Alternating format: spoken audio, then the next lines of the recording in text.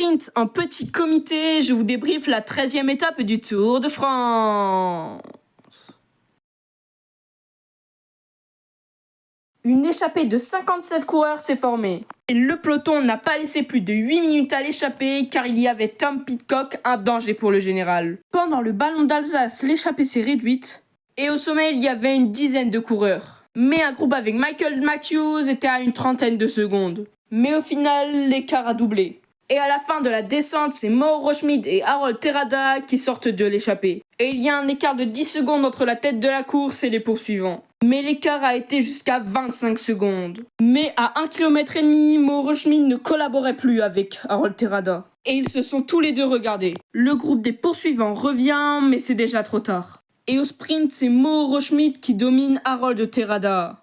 Et c'est Tom Pidcock qui vient chercher les 4 secondes de bonification. Voici le classement général après la 13e étape du Tour de France.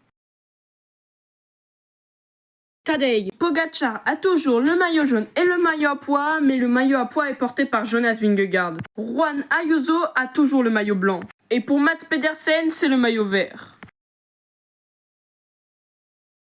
Julian Alaphilippe est un petit peu décevant sur ce début de tour car il lâche très tôt. Il n'a pas ses meilleures jambes. Mais Ben Illy aussi est un petit peu invisible sur ce début de Tour de France, c'est dommage. Mais par contre, les Français ont été au rendez-vous sur cette étape car il y en avait plusieurs dans le groupe de tête. Et le discret Jordan Gegard réussit à faire une belle opération au général car il revient à la 11e place. Et Mauro Schmid a aussi été très fort en réussissant à battre Harold Terrada et en attaquant au bon moment. Franchement, chapeau.